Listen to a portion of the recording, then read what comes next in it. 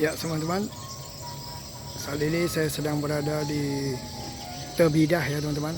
Nah, di mana Tebidah ini terdapat sebuah sungai. Saya nggak tahu ini sungai apa teman-teman.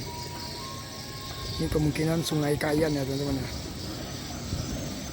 Oh, ada. Itu kenapa ya? Mutar lagi ya?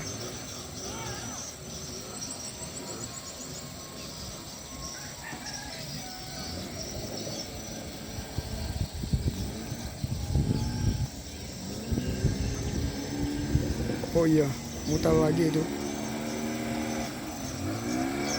Itu di depannya ada D2.